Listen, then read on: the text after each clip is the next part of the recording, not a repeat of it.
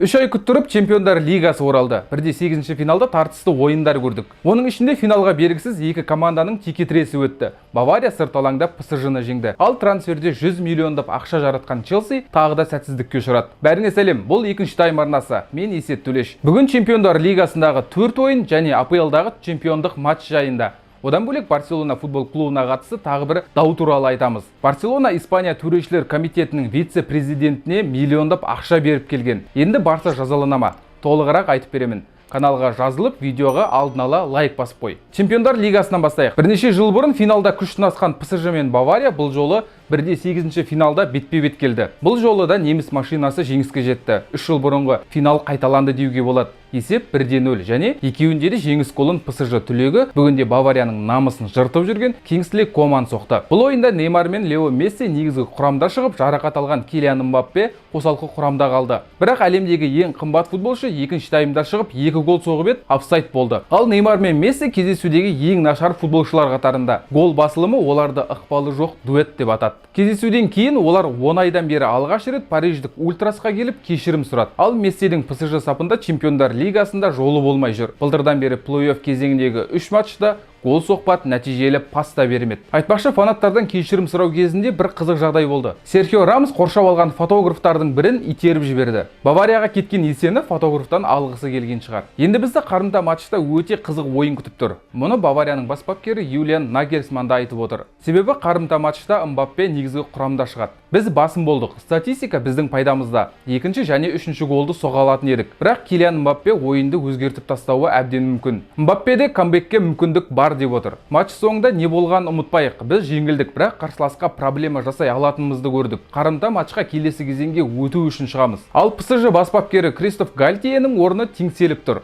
Париждіктер қатарынан 3 кездесуде жеңіліп қалды. Нәтижені жақсартпаса, бас бапкер қызметінен кетуі әбден мүмкін. Одан бөлек дәл қазір дағдарысқа тап болған екі команда кездесті. Милан өз алаңында Тоттенхемді жеңді. Бұл ойында да 1-0 есебі тіркелді. Жалпы осы аптада Чемпиондар Лигасындағы 4 матчтың 3-еуінде 1-0 көрдік. Сан-Сиродағы матчта жеңіс голын 7 минутта Брайм Диас соқты. Тоттенхемнің басты сұрмергені Харри Кейнге миландық капитан Симон Кьер түк те істеткен жоқ. Осылайша Милан 2013 жылдан бері алғаш рет Чемпиондар Лигасының плей-офф кезеңіндегі матчта жеңіске жетті. Тура 10 жыл бұрын 1/8 финалда Барселонаның өз алаңында 2-0 есебімен жеңген еді. Бірақ қарымта ойында жеңіліп қалған болатын. Миландық команданың жанкүйерлері Тоттенхемге қарсы кездесуде рекорд орнатты. Матчқа 74 мыңнан аса билет сатылып, содан 9 миллион еуродан аса табыс түсті. Бұл италиялық клубтар арасында Чемпиондар Лигасындағы рекорд саналады. Ал Чемпиондар Лигасында күзде бәрімізді таңғалдырған Брюгге плей-оффта Бенфикаға түк те істей алмады. Топтық кезеңде ертегі жасаған бельгиялық команданың қазіргі бас бапкері басқа. Карл Хуфкенс былтыр желтоқсанда чемпионаттағы сәтсіз нәтижелерден кейін командадан кетті. Ал жаңа бапкер Скотт Паркер сол ертегіні жалғастыра алмады. Ал Бенфика болса Брюгге қақпасына жауапсыз 2 гол соқты. Энсосыз қалған Бенфика ширек финалда дей беруге болады. Ал Брюгге үшін ертегі аяқталды. Команданың Чемпиондар Лигасын келесі кезеңіне шығу мүмкіндігі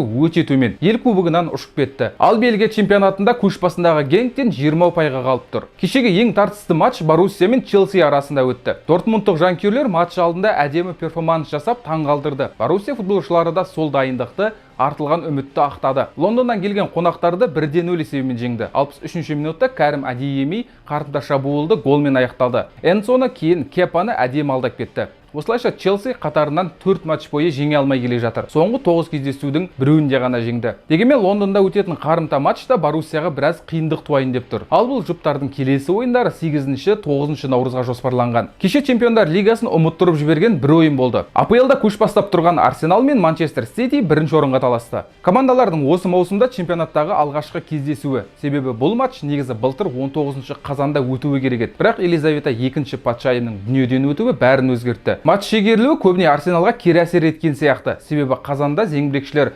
АПЛда қатарынан 4 матчта жеңіп келе жатқан. Брентфорд, Тоттенхем, Ливерпуль мен Лидс секілді мықтыларды қапы қалдырған еді. Габи Жезус те әлі жарақат алмаған кезі. Ал қазіргі Арсеналдың бабы нашарлау. Ман-Ситиге қарсы ойын алдында 3 матч бойы жеңіске жете алмай келе жатты. Бұл жолы да жеңе алмады. Маусымның ең басты текетіресінде өз алаңында Манчестер Ситиден 1-3 есебімен жеңілді. Топқа көбірек иелік етуі, көбірек соққы жасауы көмектеспеді. Бұл ұстаздан шәкірт озбайтын мысал болып тұр. Себебі бұрын Гвардиоланың көмекшісі болған Микель Артета Арсеналдың тізгінін тізгінін ұстағалы лигада Манчестер Ситиден 6 кездесудің бәрінде жеңілді. Осылайша 3-ші турдан бері алғаш рет АПЛ көшбасшысы өзгерді. Тамыздан бері 1-ші орында болған Арсенал орнына Манчестер Сити жайғасты. Бірақ лондондықтар өз орнына қайтып келуі мүмкін. Себебі Арсенал бір матч кем өткізді. Гвардиоланың сөзінше қазір чемпиондық туралы айтуға әлі ерте. Кім чемпион болатыны соңғы 8 немесе 10 матчта шешіледі дейді ол. Ал нағыз чемпиондық матч сәуірдің аяғында болуы мүмкін. 27 сәуірде Манчестер Сити мен Арсенал 33-ші тур аясында күш сынасады. Барселона футбол клубына қатысты тағы бір дау шықты. Каталониялық команда 2016-2018 жылдар арасында Испания төрешілер комитетінің вице-президенті Хосе Мария Энрикес Негрейраға